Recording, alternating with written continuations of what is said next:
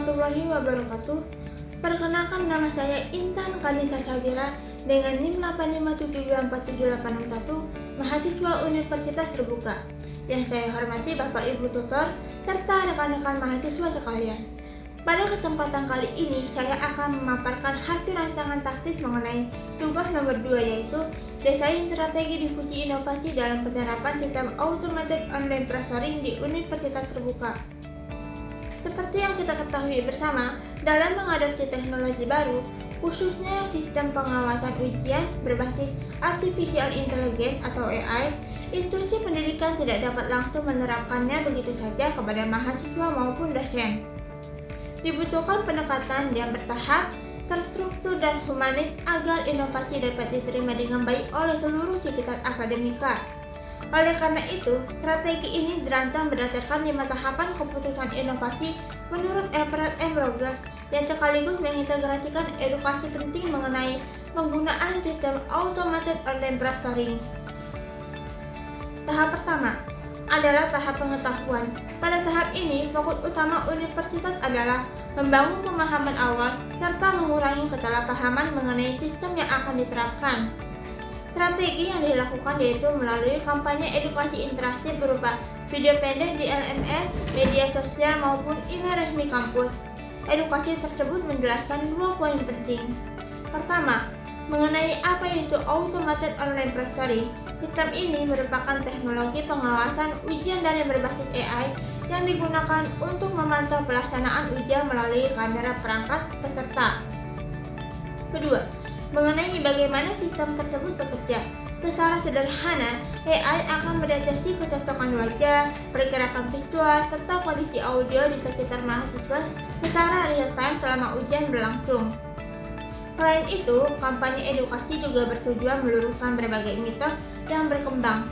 Misalnya, anggapan bahwa mahasiswa tidak boleh berkedip atau bergerak sama sekali saat ujian. Dengan penyampaian informasi yang transparan, kepanikan dan kesalahpahaman dapat diminimalkan sejak awal. Tahap kedua adalah tahap persuasi. Pada tahap ini, mahasiswa dan dosen mulai membentuk sikap terhadap inovasi tersebut. Apakah menerima atau menolaknya? Salah satu kekhawatiran utama biasanya berkaitan dengan privasi data serta keakuratan penilaian sistem AI. Oleh sebab itu, strategi persuasi difokuskan pada 2 aspek utama. Pertama, mengenai manfaat sistem dalam menjaga integritas akademik. Sistem ini membantu mencegah kecurangan secara lebih objektif sehingga hasil ujian menjadi lebih valid dan adil. Dengan demikian, kualitas serta kredibilitas ijazah lulusan Universitas Terbuka dapat tetap terjaga. Kedua, mengenai perlindungan privasi mahasiswa. Pihak universitas perlu menjelaskan bahwa data rekaman mahasiswa disimpan dengan sistem keamanan dan enkripsi yang ketat. Selain itu, AI hanya berfungsi sebagai penyaring awal, sedangkan keputusan akhir tetap diverifikasi oleh pengawas manusia. Sebagai bentuk keterbukaan, universitas juga dapat menyediakan forum live Q&A agar mahasiswa merasa dilibatkan serta mendapatkan ruang untuk menyampaikan pertanyaan maupun kekhawatiran mereka. Tahap berikutnya adalah tahap keputusan, yaitu saat mahasiswa dan dosen menentukan apakah menerima atau menolak inovasi tersebut. Agar proses adopsi berjalan secara sukarela dan positif, universitas dapat menyediakan program simulasi atau mock exam di LMS. Mahasiswa diberi kesempatan mencoba sistem pengawasan daring dalam situasi yang aman dan tanpa tekanan. Sebagai bentuk motivasi, kampus dapat memberikan insentif berupa tambahan poin keaktifan bagi mahasiswa yang mengikuti simulasi tersebut.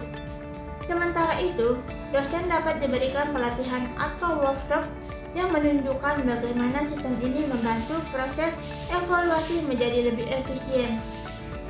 Melalui pengalaman langsung tersebut, pengguna akan lebih percaya diri dan cenderung menerima inovasi yang diterapkan. Tahap keempat adalah tahap implementasi, yaitu ketika sistem mulai digunakan secara resmi dalam pelaksanaan ujian. Pada tahap ini, tantangan terbesar biasanya berkaitan dengan kendala teknis, seperti gangguan koneksi internet atau kerusakan perangkat kamera. Oleh karena itu, strategi implementasi harus bersifat suportif dan solutif. Universitas dapat memulai penerapan melalui pilot project pada program studi yang telah memiliki kesiapan infrastruktur digital yang baik. Selain itu, pembentukan tim helpdesk teknis yang siaga selama 24 jam menjadi langkah penting jika mahasiswa mengalami gangguan teknis saat ujian berlangsung. Mereka dapat segera menghubungi layanan bantuan melalui WhatsApp atau media lainnya untuk mendapatkan solusi tanpa kehilangan hak waktu pengerjaan ujian. Hal tersebut akan memberikan rasa aman dan meningkatkan kepercayaan pengguna terhadap sistem yang diterapkan. Tahap terakhir adalah tahap konfirmasi. Pada tahap ini, pengguna mengevaluasi pengalaman mereka setelah menggunakan sistem automated online proctoring. Untuk menjaga keberlanjutan inovasi, universitas perlu menyebarkan survei kepuasan digital guna mengetahui berbagai kendala teknis maupun hambatan psikologis yang dirasakan mahasiswa. Hasil evaluasi tersebut dapat digunakan sebagai bahan perbaikan sistem secara berkala, termasuk meningkatkan kualitas algoritma AI agar lebih inklusif dan akurat. Selain itu, universitas juga perlu mempublikasikan capaian positif seperti meningkatnya kelancaran pelaksanaan ujian dan menurunnya tingkat kecurangan akademik. Transparansi tersebut akan memperkuat kepercayaan seluruh aktivitas akademika terhadap inovasi yang diterapkan. Sebagai kesimpulan, penerapan sistem automated online proctoring memerlukan strategi difusi inovasi yang terencana dan bertahap, mulai dari tahap pengetahuan hingga tahap konfirmasi. Melalui edukasi yang jelas mengenai pengertian sistem, cara kerja, manfaat dalam menjaga integritas akademik, serta perlindungan privasi mahasiswa, transformasi digital di universitas terbuka dapat berjalan secara lebih efektif dan humanis. Dengan demikian, teknologi tidak lagi dipandang sebagai sesuatu yang menakutkan, melainkan sebagai alat pendukung untuk menjaga kualitas pendidikan jarak jauh yang lebih baik. Sekian pemaparan dari saya. Terima kasih atas perhatian Bapak Ibu tutor serta rekan-rekan mahasiswa sekalian. Wassalamualaikum warahmatullahi wabarakatuh.